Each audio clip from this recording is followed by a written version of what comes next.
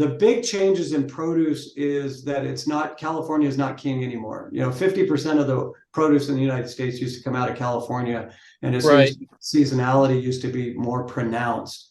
And now, and I never thought I would say this or see it in my lifetime, is there are more loads that originated.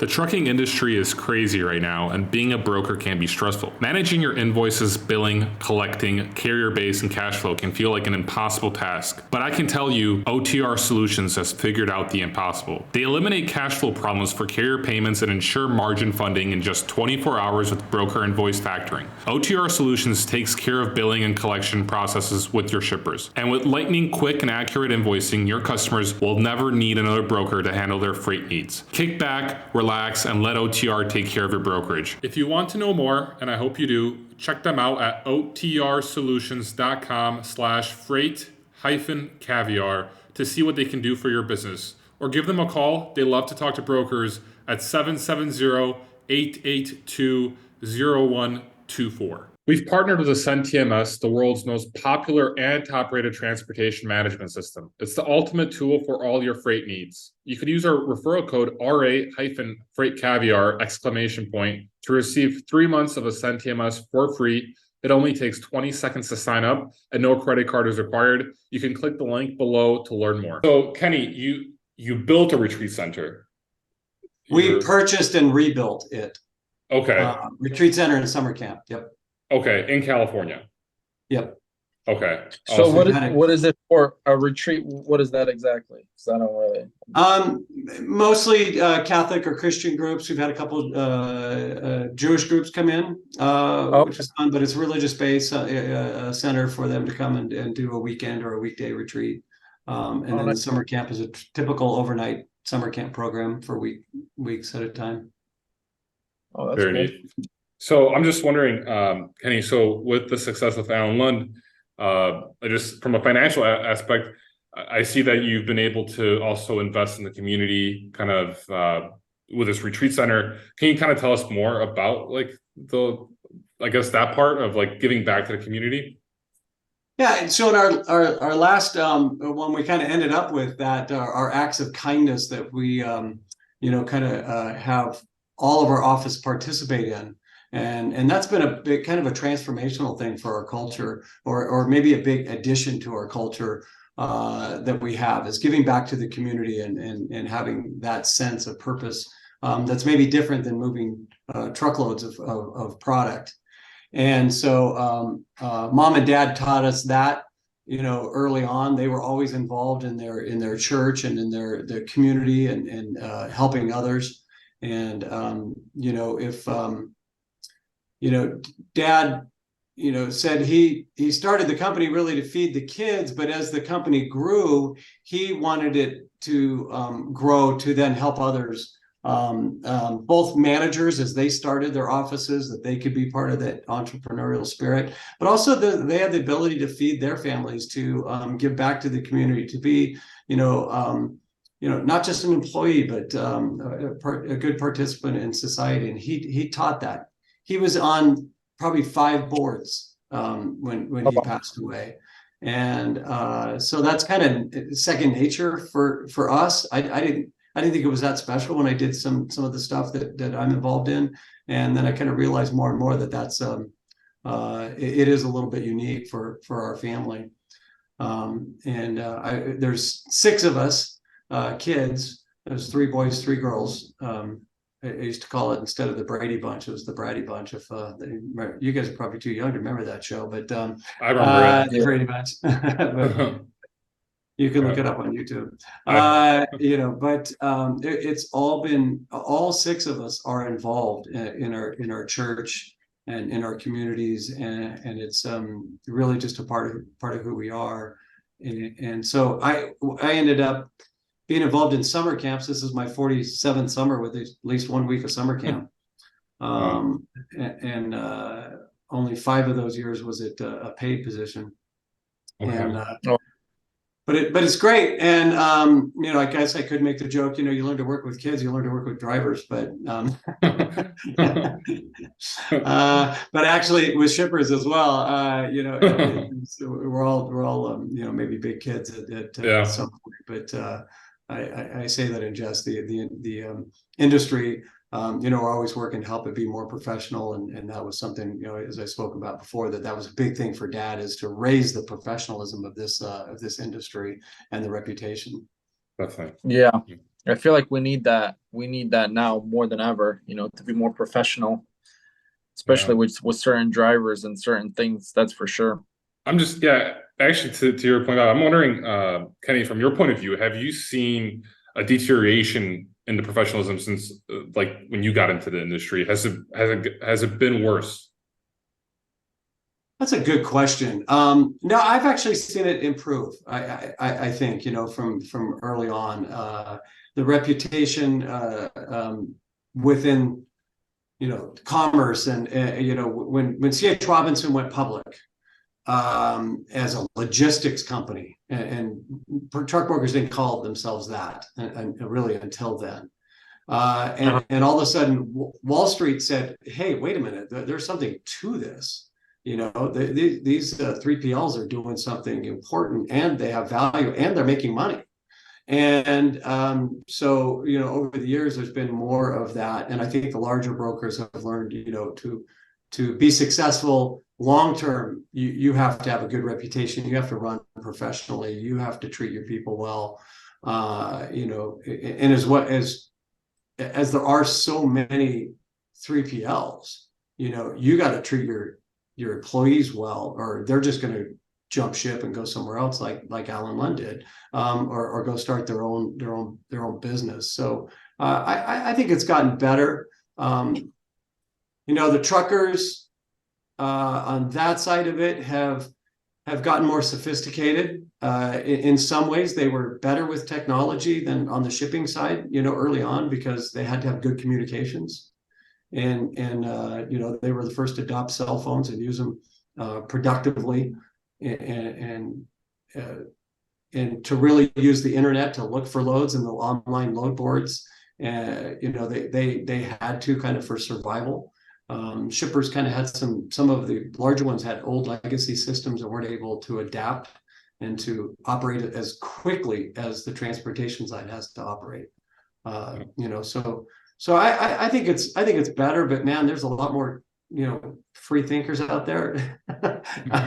Driving trucks, and the expectations are different, but generally people have a lot more information and are making better decisions, and it's harder for the poor operators to operate in this industry. They just won't make it. Hey there, amazing listeners. If you're enjoying what you're hearing on our podcast, we need your support. It will only take a moment, but it would mean the world to us. Please make sure to hit the like button on this video, subscribe to our channel, and don't forget to share with one of your friends that would enjoy our content. Your engagement helps us reach more people and bring more awesome episodes to you. Thanks a million, and thanks for being part of the podcast community. I feel like there's a lot more drivers now too than there used to be, and I think I don't know how it was back then, but I feel like now back then it was more of like a career choice for a lot of people, but now I feel like a lot of people just get into it just to make money and then get out or do something else. I don't know do you see that from your side? I mean, I don't know if you guys would see it from your side, but I think I see it from my side, that a lot of drivers just get in to make the money and get out. Yeah, I kind of see how it evolves is if somebody is brand new to it, they've got to sign on with a big carrier, and then they learn it for probably 2 to 3 years is kind of that. They learn the business and learn how to drive and operate the equipment, which is dramatically easier than it was, back when my dad drove in the 70s. Oh yeah, 100%. You really had to know how to repair the equipment. And now I don't think any driver could do any repairs at all. That's why now everyone's calling them as steer holders, or they're calling us steer holders, because you just get in and drive. You don't really have to do that much. Yeah, and probably I heard 50% of the new trucks are automatics. You could tell me that on that, but Yeah, dramatically better systems, better seats, much more comfortable, and better visibility. I'm a fan of automatic braking systems that help you, stay alert. And you get a long time in the seat. It's nice to have those systems, backing Yeah. up and helping you be a better driver. But yeah. Yeah, all our trucks are automatic. We've never, I mean, we had one that was manual, I believe, and now I wouldn't even order manual, to be honest. It's all automatic. It's so much easier, you know. Even when Yeah, I was and like driving and still drive, I can drive automatic, can drive manual, I can drive 13 or 18 speed, but I think automatic is just way more simpler and you don't have to do that much. And plus, they gotten so good with it where it just shifts like better than you will ever yourself. So yeah, no, and it's better for the equipment, which makes it then more reliable. Now these manufacturers are putting out some amazing machines that just wonderful.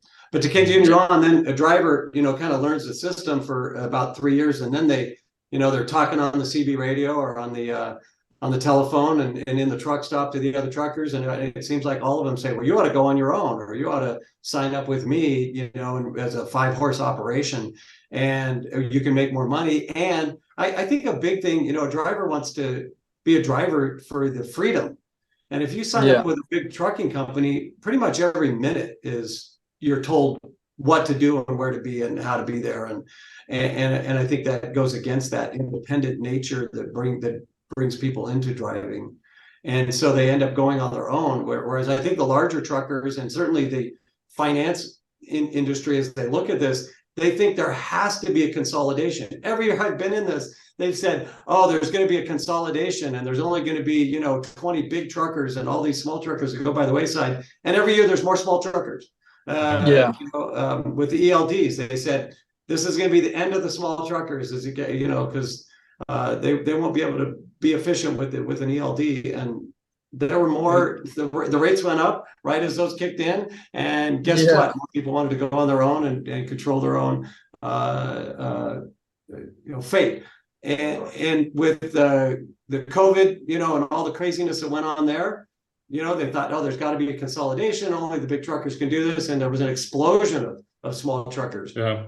We used to set up 700 new truck lines a month in our systems, which is unbelievable. And we went up during the last couple of years to almost 2,500 new carriers every month set up in our systems, which is insane. And some of them were even not a fraud company. Hard to get one of those. We see this, we talked about it last time. There's a little bit more fraud, but we're having a heck of a time vetting all those new carriers and making sure they're legitimate carriers, because certainly the DOT is not doing a good job of that. In fact, I know a guy who is validating trucks, and he looks at every new MC number and then sends a FedEx to the FMCSA saying, these guys are operating out of a PO box. That's not legal. That's against it. That you need to, I want to challenge that MC number. And who's paying him to do that, though? What's that? I said, who's paying him to do that? Is that just some random guy that that's doing that, or like for Alan Lund? No, he's a broker, and he started this, and he's got a company. You'll have to ask. I'll connect you with him, and he can do a podcast and sell his own stuff. He sells it as a service. So yeah, kind of interesting. But there are so many new entrants into the industry. The barriers are low to this. Yeah. And you can work right away almost with the broker. Now it's going to be hard because we're trying to put in stuff like you got to be in business for 6 months before we can work with you, just because there's so much fraud. But there's low barriers to entry, and you can be hauling a load for some of the biggest shippers, in the US.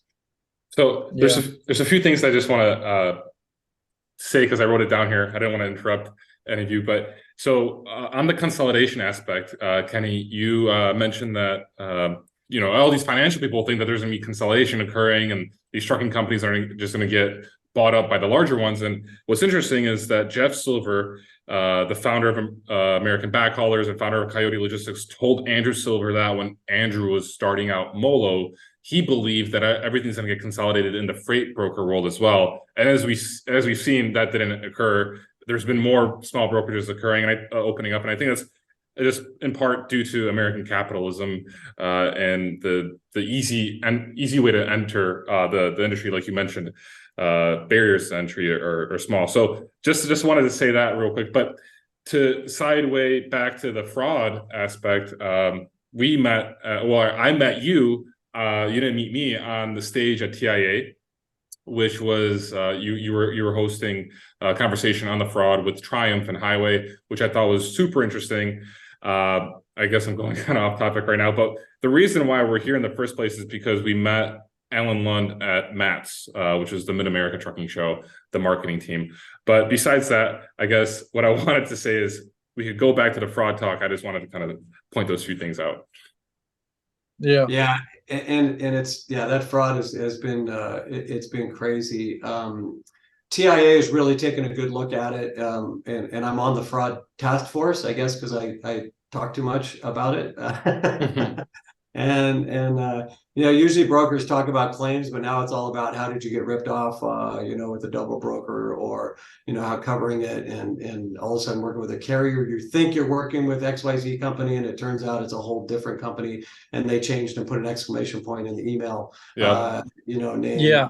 And so it's rampant, absolutely rampant right now. They're getting so good with it that you can't even catch it sometimes, and they're just getting better and better with it. Why is it happening though? Is it because of the cheap loads, or like just the market being on a downturn, or you think that's going to happen even on the upturn? Yeah, I don't know. I don't know if it's kind of good brokers gone bad, or if it seems like it's more organized crime, that this is more kind of a concerted effort with a lot of people and a lot of different, entities involved in it.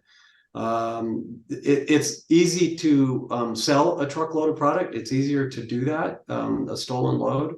And they have amazing networks set up to get rid of this product quickly and profitably, when you don't have to pay for it. It makes pretty good margins when it's 100% margin.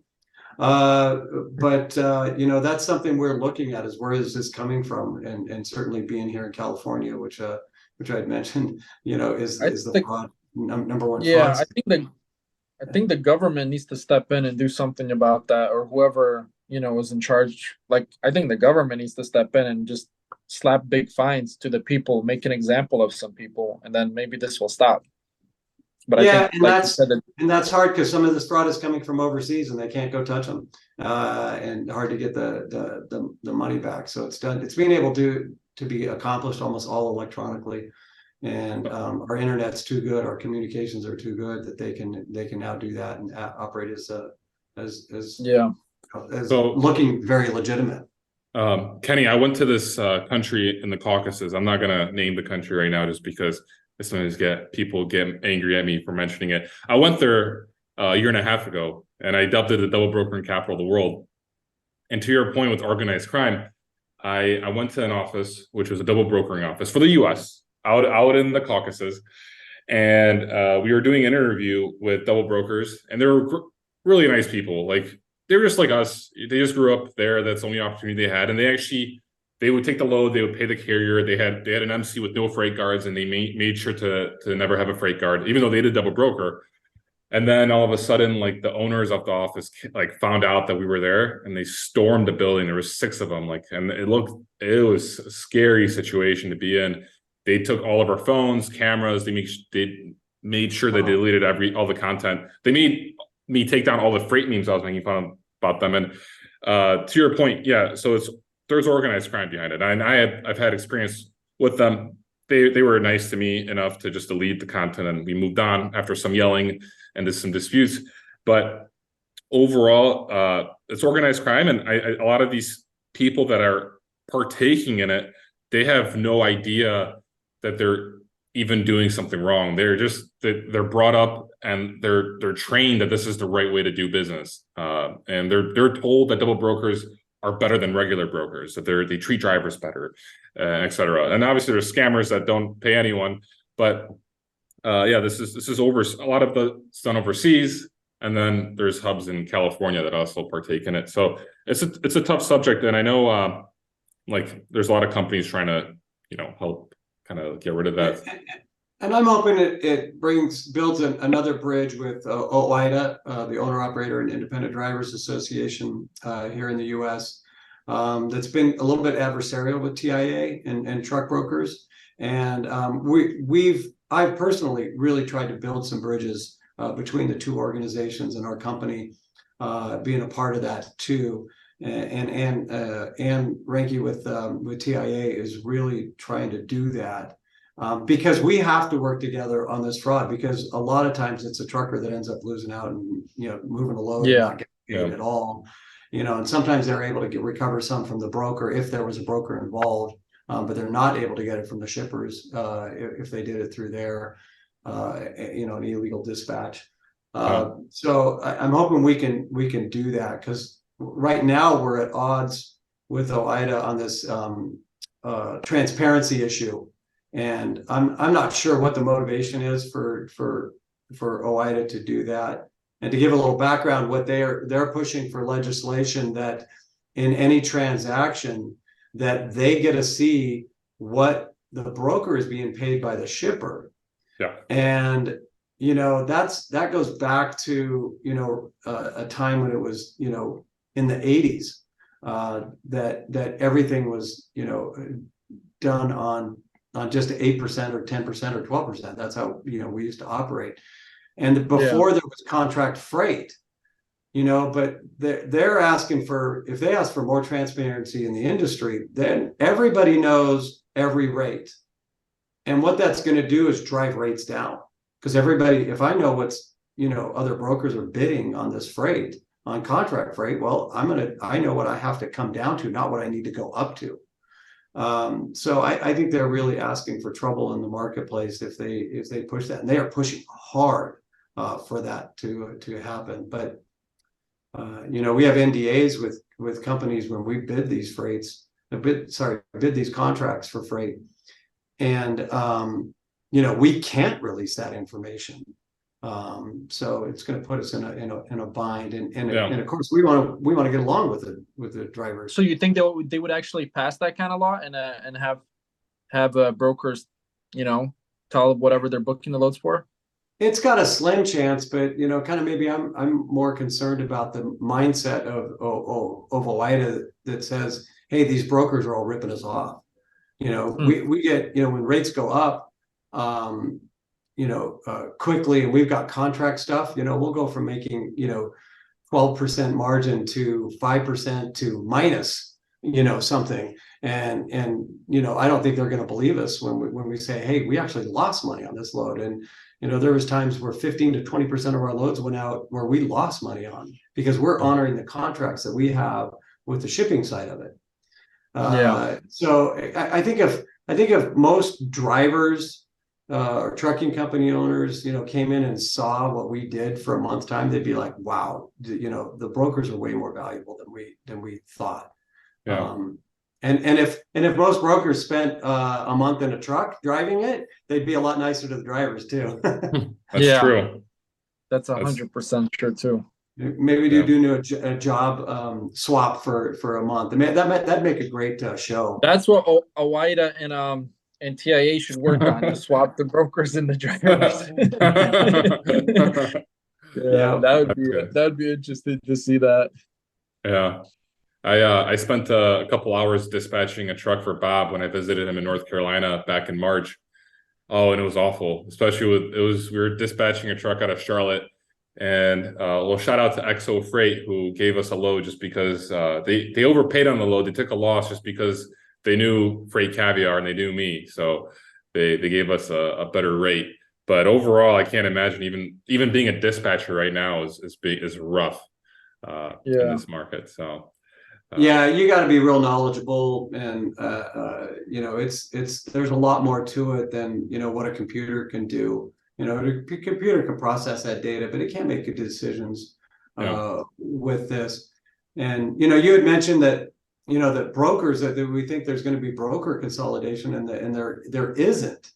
And the reason that is, I think, is because there's so many niches in this marketplace. Moving truckloads is not moving truckloads, or just there's so many different variations, not just flatbed and dry van and refrigerated, but different equipment and heavy haul, and a load of asparagus is different than a load of tomatoes, is different than a load of oranges, and different commodities and how they're loaded and how they're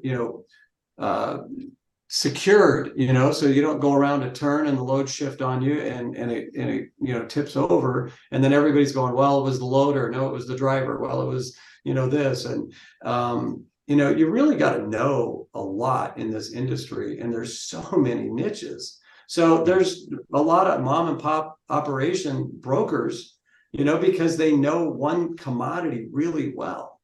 And same with the truckers, they learn their lanes and they learn the people at the dock, and it's just so important, and it's so individualized, and you can't just put it all into a computer program and have every load operate like every other load. It's really something. And there's so many times there's communications, at midnight and 1 o'clock in the morning, and getting stuff done. And I'm glad you said that, because I feel like a lot of people think that, or a lot of people are trying to like digitalize this whole industry and make it like all run it so smoothly, but I don't think it will ever really happen to that point, because there's so many different wheels and things that are turning, and you have to like micromanage certain things that I don't think any computer is going to do that without like a person being there or involved. Yeah. And there's been, big money spent, by XPO, since they're public, I can talk about them a little bit, but they were going to consolidate all these truck brokers. And then they said, well, we're going to consolidate all these different industries and do LTL and do last mile and all of that. And then they realized all of those are niche areas. And LTL, traditional LTL, is very different than full truckload. And it's a different language and a different pricing model. It's extremely different. And international is different. And international going in and out of Canada is very different than going in and out of Mexico. And so, it's hard to be knowledgeable. You can't be knowledgeable in all those different modes. Intermodal, brokerage, and it goes on and on. What do you think is the easiest niche to be in a brokerage side, or from a broker side? Well, I'd want you to ask a different question, because I do. What's the most fun, and that's the stuff that's most complicated. The produce. The easy stuff, I would say, would be dry freight, one pick, one drop, driver, no touch, that's consistent, and we do very little of that, because the larger truck lines can kind of do that, or people get in that niche and they get that lane. We love the one-off. We love the seasonal, because it changes and out of different areas. Dad always taught us, early on, he's like, hey, ask a shipper for their most difficult lane. Don't ask them for their easy lanes, because if you get their most difficult loads to handle and you do a good job with it, then you'll get the other stuff, the easy. But we love multi-pick, multi-drop. Back in the day, we used to do multi-shipper, on the loads, and issue 3 invoices, and have 6 pick, 3 drop. Man, those were fun, and and that's why my hair is white too. Wait, so Kenny, are you saying that you did what Flock Freight is marketing, they're doing, innovating now, like 20, 30 years ago? Because I'm just laughing right now, because that's what Flock Freight markets as they do, but it seems like you used to do it back in the day. Oh yeah, we used to. That started especially in produce, man, doing all that consolidation, consolidated loads, and I try to call those partials instead of LTL, because it gets confusing. But traditional LTL, like say or Old Dominion, that's a very different product. But putting together partials was really fun. Back then, it now screws up the computer model, so people don't like to do it as much. But I love a broker that loves that complication. Okay. Well, a lot of Chicago carriers and a lot of carriers love partial loads too. That's good. Yeah, they tend to be more lucrative. Yeah, that's for sure. How has produce season been this year?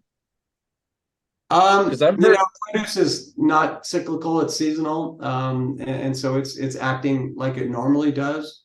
The big changes in produce is that California is not king anymore. 50% of the produce in the United States used to come out of California, and it Right. seems seasonality used to be more pronounced. And now, and I never thought I would say this or see it in my lifetime, is there are more loads that originate in Texas than in California. Now, it's not that Texas produces more produce or grows more produce. It's that so much produce is crossing in McAllen, Laredo, and coming across and distributed out of there. And farming operations they're not growing, so to speak, in California. They're expanding in other states and other countries.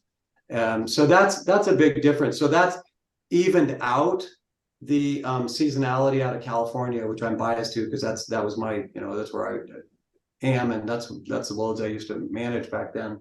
But it's really changed. But for the consumer, been amazing. You can get strawberries year round. You can get watermelon year round, and that used to just be commodities that were just seasonal commodities. And you could get in the summer. You can get peaches almost year round now too, and all throughout the United States. The market's really changed on that. Kenny, why do you think that is? Why has it changed from California being king to let's say Mexico? Yeah, so California's got the richest growing regions in the world, is the San Joaquin, and it really should still be king. And there still is a heck of a lot of produce that comes out of here. But the regulations are just brutal. California, when I go back to DC and I'm advocating, I kind of joke and say, as you introduce yourself, you say, well, I'm not from this country, I'm from California. And people get that joke a little too much. And it's just way overregulated, and they're making it very difficult on farmers. And for some crazy reason, the environmentalist movement is anti-farmer. And so it's really tough, and they're really brutal on the diesel engine, and you need diesel engines to harvest and to transport, and they're going to try to phase them out completely in the next 20 years. So Idiot. Yeah, and to give it my best example of how brutal it is, I was touring a farm about 6 years ago, and I love talking to people in the back, in the back office, and what do you do, and how does this operate, and how does this function, and I talked to this lady. I said, what do you do? And she says, oh, I'm in charge of government compliance. And I said, how many agencies or government entities do you deal with? And she right off the bat said 42. Oh, wow. State, local, federal agencies, and I said, how do you operate? She goes, yeah, I got a weird job, and trying to keep that compliant. Can you imagine 42 agencies? We thought we had a lot of stuff to go through. Yeah, I know. I was about to say, we thought we had bad with trucking. Imagine being a farmer in California. But it's interesting that we're talking about, and why I asked this, and we're talking about California. So we have one reefer that we actually, in our company, and we actually shipped a load from last week from North Carolina to California. It was a dry freight, and I'm thinking we'll get something with a reefer back. It'll pay better because usually that's what it does. And we actually ended up booking a dry freight back because there was no good reefer loads out of there. wow. Yeah. So you got to be in season. Yeah. And there, there was a big drop in freight because the ports of LA and Los Angeles kind of messed things up by slowing things down when freight was heavy, and you had 108 ships waiting to be unloaded and product going bad on those or going out of date. And so shippers are bypassing those. Their freight is down 30% from a year ago. So that's a little tough. So there's not as many loads of dry loads coming out of California. And right now the refrigerated is picked up definitely, being in season. But California is its own microcosm of freight and seasonality and cyclicality. But I feel like it even changes on a weekly basis or something, because even like 2 or 3 weeks ago we were there with the reefer and we ended up loading up a reefer, but this time it was literally Bob, next time you have to call Kenny up and be like, Kenny, I have a reefer in California.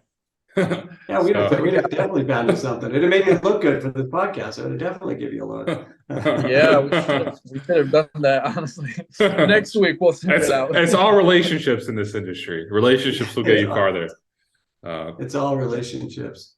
Yeah, I'll give you back to that regulation. I asked that lady what was her worst regulation she had to deal with, and she said, "Oh gosh, a California congressperson came on site and they were given a tour, and they were shocked that they didn't provide ice for the drink. They gave free lunch to all the people out there working, but they were shocked that there wasn't ice in their drinks.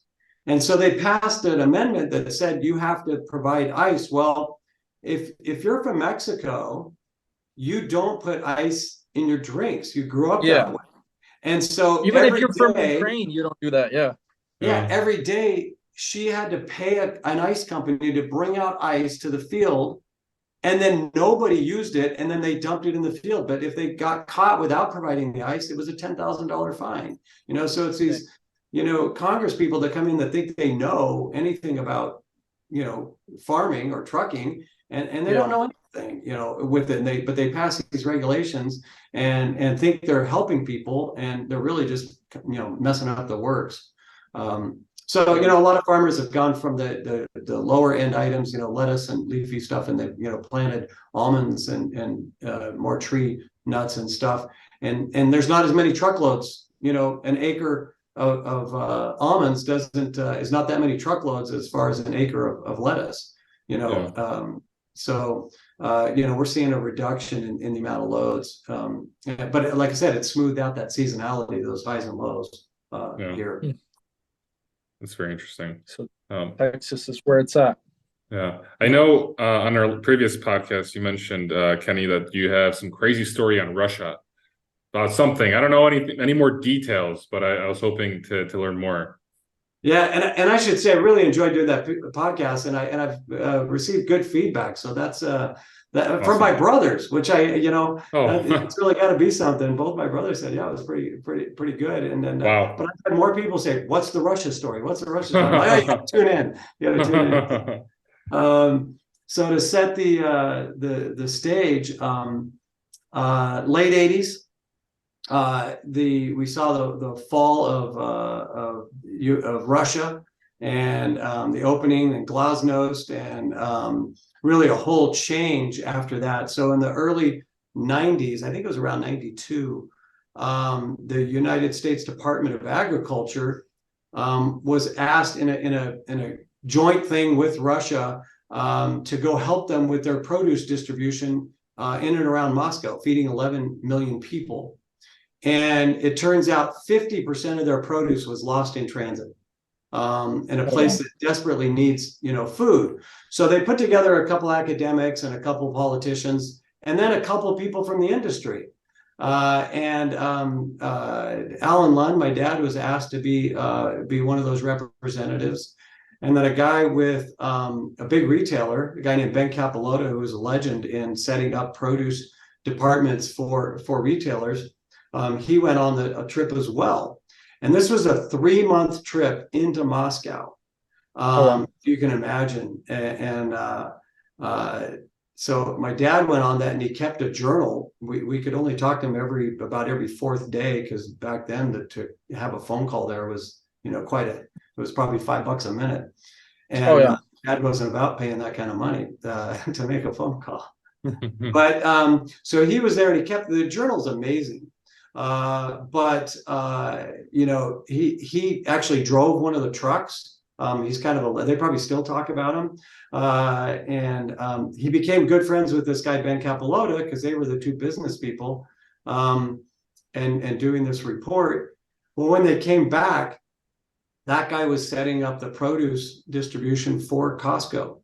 Costco never had produce in their stores before that.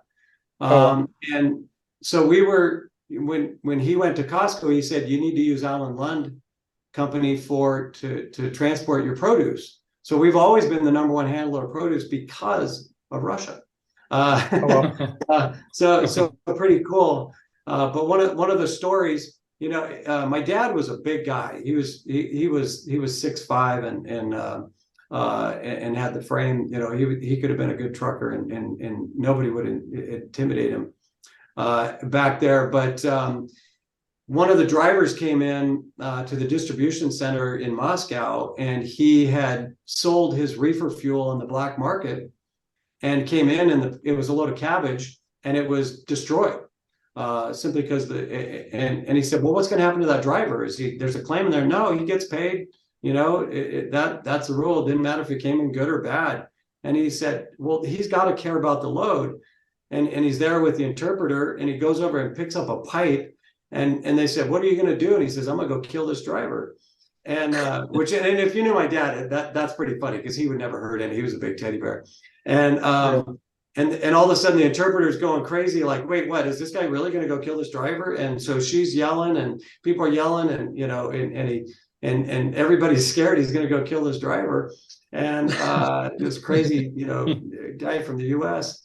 And so now he puts down the pipe, and he says, yeah, I'm not going to go kill this guy. He says, but I want to make the point that the driver has to care about the produce. The driver is taking food out of people's mouths by destroying that load. And that is a sin, and it's horrible, and it shouldn't happen. And the driver should fear for his life if he's going to go and destroy an entire truckload of product when people are starving. And so pretty, pretty interesting. He also came back and he said, why were we ever afraid of Russia? He goes, nothing works there. The equipment doesn't work. He was trying to figure out the street lights, and he was asking the interpreter, how do the street lights work? And she said, oh, it's the same red, yellow, green. It's just most of the lights are burnt out, nobody replaces them. And so, he was blown away by what he learned there. But it led us to our biggest account, even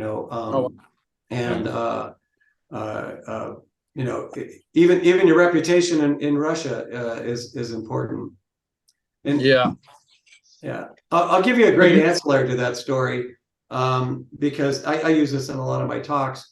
The Russian contingent that operated the distribution center, the produce distribution center, feeding 11 million people out of Moscow, they came then with their wives to the U.S.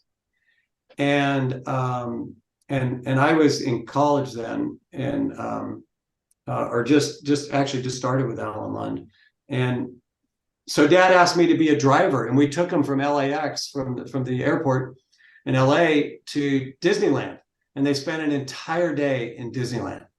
And when we were coming back, the wives, the ladies, were crying, sobbing, crying. And I asked the interpreter, what's going on? Are they injured? Or is there, what's happening? Because they had just a miraculous day at Disneyland. There's not a piece of trash on the ground, and everything's clean and happy. And they said two things. The interpreter talked to them for a while, and she came back and she said, well, it's kind of two things. One is they realized they'd been lied to all those years about how it is in the US. And the real sad part was they realized that when they went back and tried to tell their friends what they experienced, nobody would believe them. Yeah. Nobody would believe them that that's actually how it is in the US. And that always, that story just really impacted me about how blessed we are with the free market system, that operates. Whenever anybody wants to bring in more regulation, I tell them that story and say, hey, we don't want government trying to make us more efficient. We're much better at it. Totally. Yeah.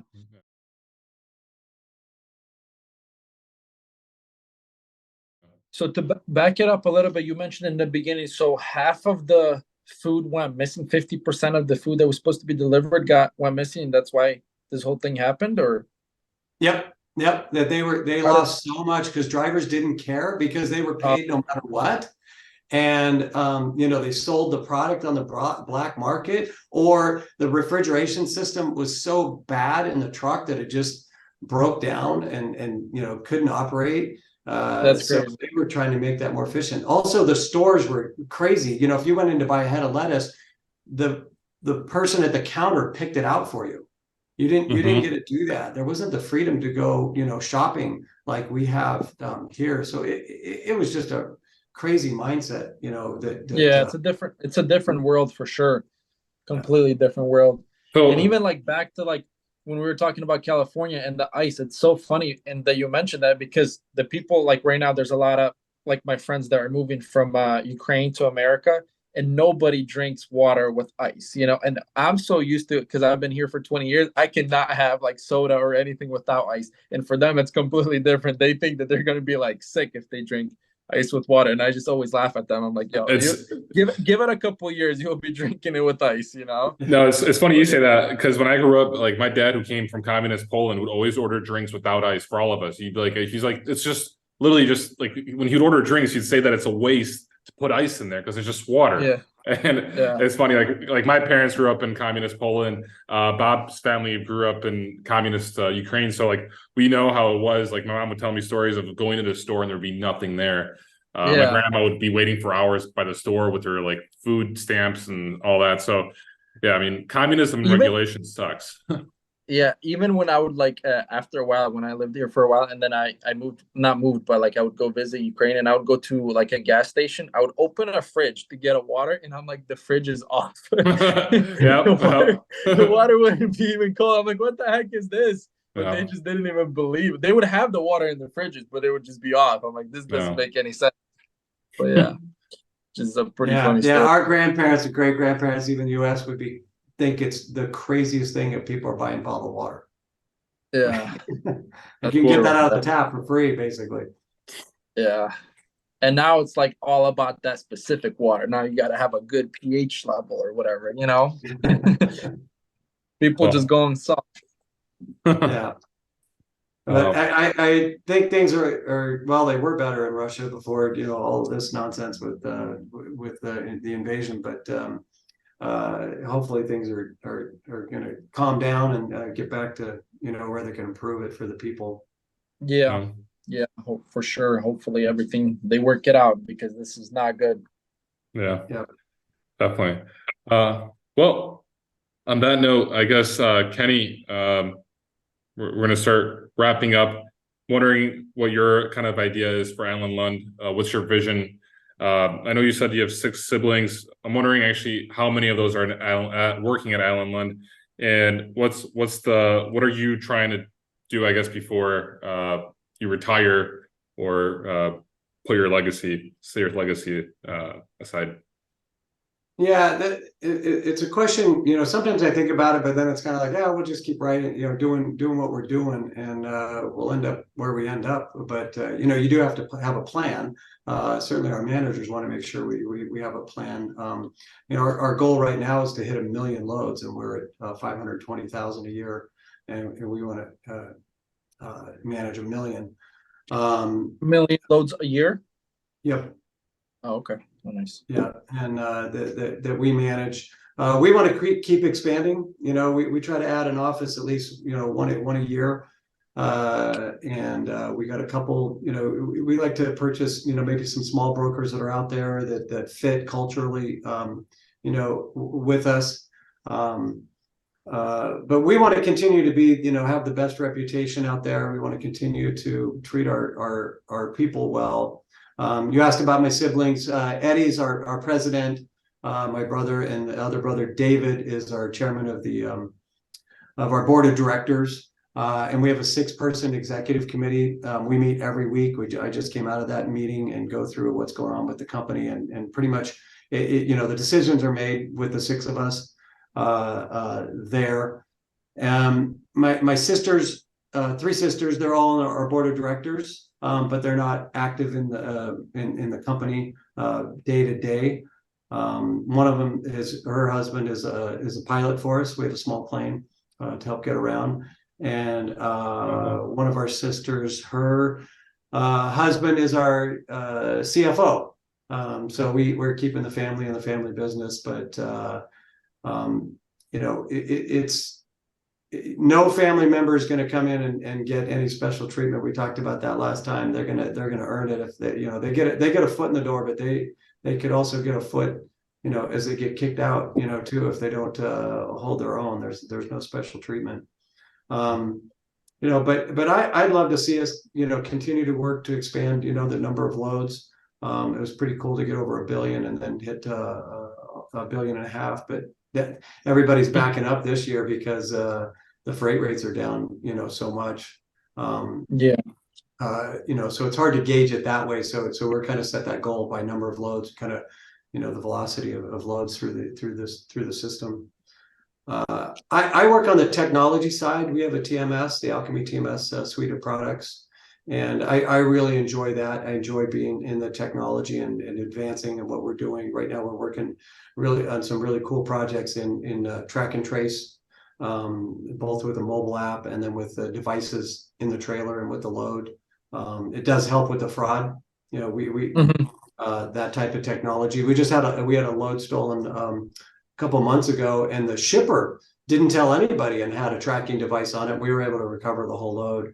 So I'd like to see that in every shipment, and we got some projects that we're working on. What kind of load was it? What was the load of? What was the load of? There's a load of vacuums. Vacuums? Dyson vacuums? A whole truckload of vacuums is worth a lot of money. And when we reported to the shipper, you always go hat in hand and head down, and we had this load stolen. They're like, that's okay, we know where it is, and sent the police, and away we went. Was the whole load recovered, or? Yeah, we recovered all except for about 5 boxes. Successful. So we're working, on some projects, that way. Amazon is certainly pushing us, mentally, because if you order a $10 item from Amazon, you can track it right to your door. And, somebody's shipping, $200,000 worth of truck tires on a load, and don't know where it is sometimes. And that's embarrassing. We should be better as an industry. And just that, as we talked about, there's, 400,000 different truck lines, out there, and trying to get them act as, in a consistent way on tracking. That's I think one of the next big things. So I love that kind of stuff. I want to leave my mark that way. In some of the technology, some of the stuff that we've developed over the years, and we tend to freely share it. Maybe we shouldn't as much. One time I was giving a speech to TIA and talking about the technology. He goes, "Now don't give away all our secrets." But then he'd give up, and he'd talk and say everything. He always thought there was room for everybody, and I think there certainly is room for everybody too. We're friends with a lot of competitors, and one guy I was friends with for over 20 years at TIA, and then he eventually said, "Hey, I want to sell my company, and I only want to sell it to Allen Lund Company because I know you'll be good to our employees." And so sometimes sales take 20 years, but it's it's about the friendship that we had, that we were able to work out a great deal for both parties. Yeah. Quick question, if you don't mind me backing up, because this is a pretty interesting story to me about the stolen load. What happened, like, with the driver, or like who was, I guess, what did the driver say, like, hey, or what did the company say that was in charge of that load? That was a flat out fraud. It was a fraudulent pickup, and I honestly don't remember if that was the trucker. Sometimes the trucker's not involved. They're told by the they're told to drop it off at a warehouse. Yeah, that's where they go. Yeah, and they recovered it as they were going, and they did arrest the driver on it, I believe, but I don't know, what became of that actually. Was that in California? I think it started in Arizona. Okay, got it. Yeah. So today in my newsletter, we wrote about this heist, and you've probably heard of it, Kenny. And in California last year, there was I didn't even know this, but Brinks, like the security company that picks up cash from banks and goes around retail shops picking up cash. Well, they actually also transport apparently goods via OTR big rigs and trailers. And there was at a truck stop, there's team drivers at a truck stop, and they were transporting jewelry. And on paper and documents, it was valued under $10 million. And one of the drivers was sleeping in the cab. The other driver went to the truck stop to get some coffee. And when he returned, someone had cut off the locks and taken out the jewelry, the bags from the van trailer. And then what happened was that the customer, or the person that was shipping the freight, underreported the value. The real value was $100 million. Wow. And Brinks is now they're having lawsuits between. There's a few people suing Brinks, and Brinks is saying that if they had known the value was 100 million, they would have transported it differently. And this happened a year ago, but right now there's a whole legal process lawsuit, and that happened in California, which is just crazy because apparently it was the largest heist in history, $100 million worth of jewelry at a truck stop in California. Oh, dang. That's crazy. Yeah. It was, now, who brought up the claim first? I think I did, because I always have a rule that you owe everybody in the room a drink, whoever brings up the first claim. I'm not buying everybody on the podcast a drink if it was me. We'll all show up to California. We'll be there. Yeah. Yeah, that was our rule at TIA, because no matter what, you get 2 or 3 brokers together, eventually somebody will bring up a claim.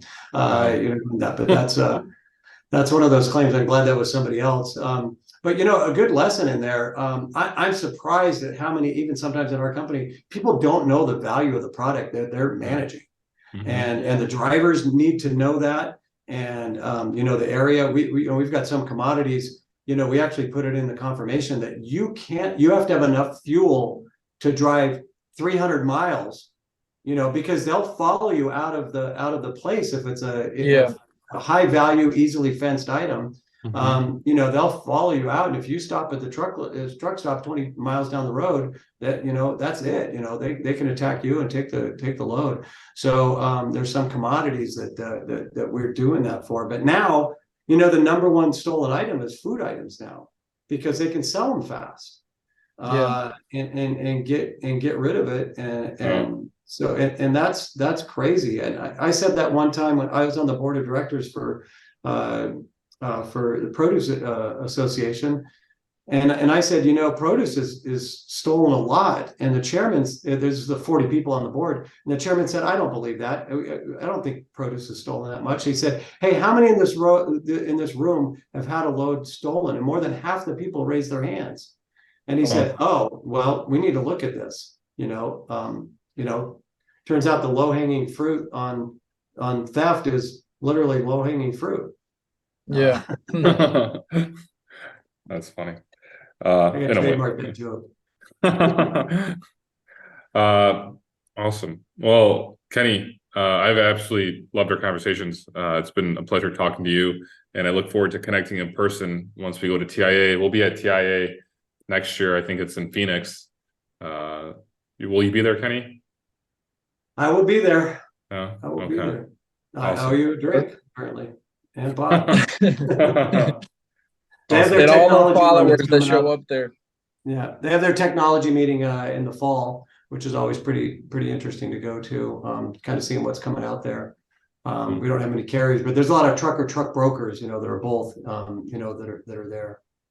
Yeah, that's in San Diego, I think this fall, if I'm not mistaken. Yeah, I won't be there, unfortunately. It's a little bit too far just to go for that, but I'll be at TIA. I'll be at Manifest as well, and in Vegas. I'm not sure if you've been to Manifest conference, but it's a great show. So I'll be there in January, and then TIA for April, and that's about it for now. That'll be good. It'll be nice to have you stateside. Yeah, definitely. Well, Kenny, thanks for coming on.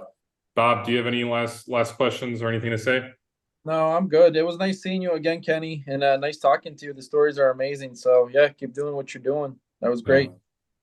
Yes, it was. No, it's been great conversations. I've enjoyed it. And anytime I can get a compliment from my brothers, that's a yeah, that's good to hear.